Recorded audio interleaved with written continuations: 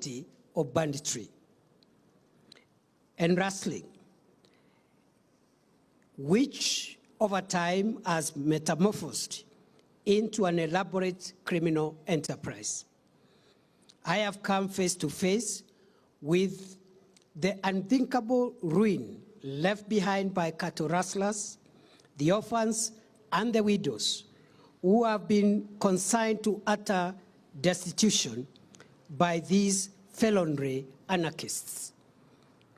Banditry and livestock rustling have occasioned untold socioeconomic decay that has in turn worsened and deepened the marginalization of affected communities, as evidenced by the closure of schools, abandoned market centers, and deserted health facilities. Many individuals in the affected areas had long given up on the government. Thankfully, we are now slowly building and rebuilding public trust in the government and the security agencies who continue to keep crucial public spaces safe and secure from bandits, livestock rustlers, and hordes of other degenerates. There is some good news. And what is the good news?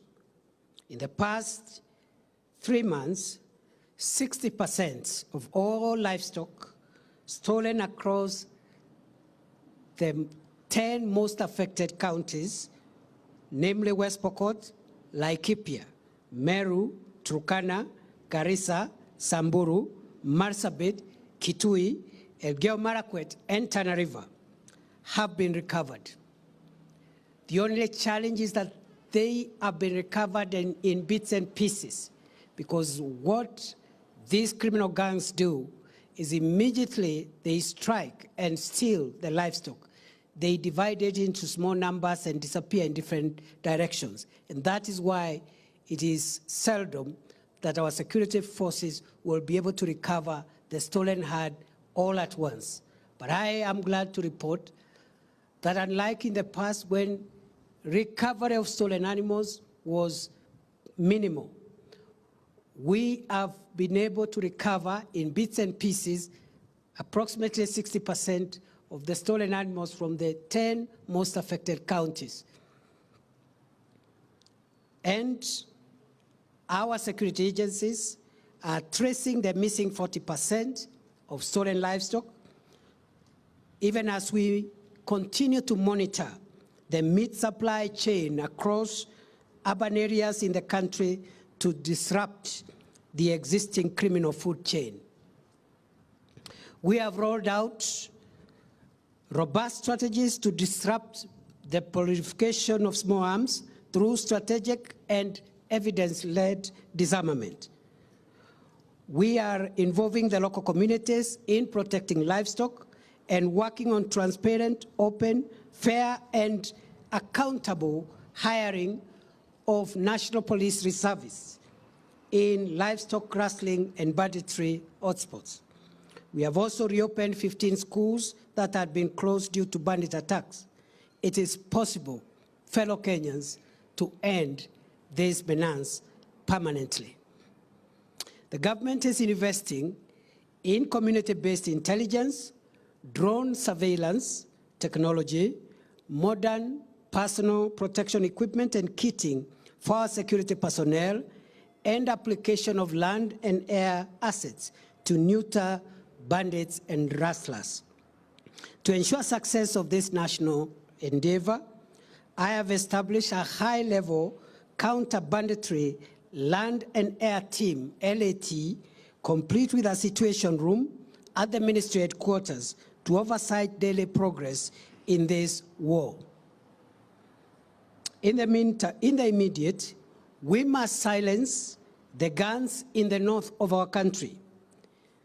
But in the short and long term, the government will roll out a Marshall Plan to open up this area with social and economic infrastructure projects such as water projects, road projects, hospitals, health facilities, and schools as the surest way of correcting historical developmental imbalances in our country. On behalf of a hurting nation, I pledge to oversee the complete and permanent end of banditry and livestock rustling in our country. The die is cast. So far, we have managed in the last 100 days to stir up and disrupt the banditry network. That explains why occasionally you will see some antics.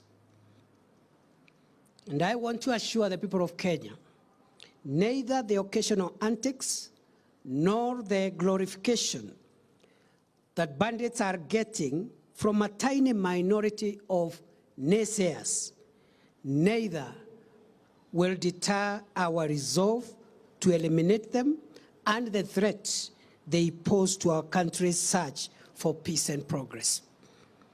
Of course, we know that this being a problem that has spanned decades will not go away instantly. We are clear in our minds that this problem will be with us for a short while.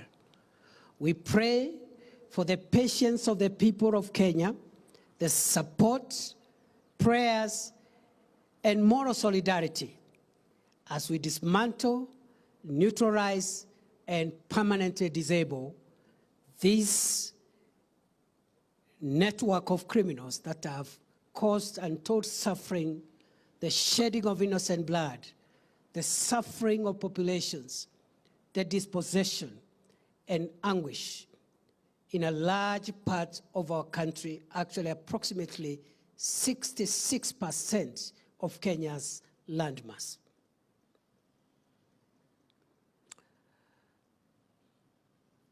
Our resolve as a nation to eradicate this primitive and barbaric crime must remain consistent and focused and resolute. I take cue from President William Ruto that his administration will eradicate banditry and livestock rustling as a matter of course. And once more, I plead for the patience, patriotism, and the solidarity of the Kenyan people and all stakeholders as we wage a very consistent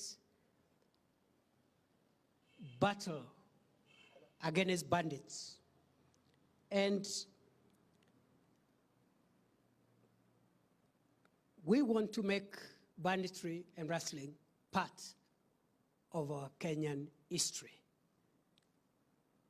And we want our children in the future to be reading how it was in the past. It is possible, we will do it, and I am going to lead from the front. Why am I convinced that we shall win this war in the long term? It is because, as the minister responsible, I have the support and guidance of the head of state and the commander-in-chief. I also have faith in the team at the ministry, which is working with me, including the PSs that you see behind me here today, but also the command, the rank and file of our security agencies. I am convinced that our security agencies, especially in the formed units, have the capacity to deliver the results that we require. The Kenyan public is in total solidarity with the victims of this horrendous crime. The combined energy of these support systems that I have enumerated will provide the tailwind that we require to permanently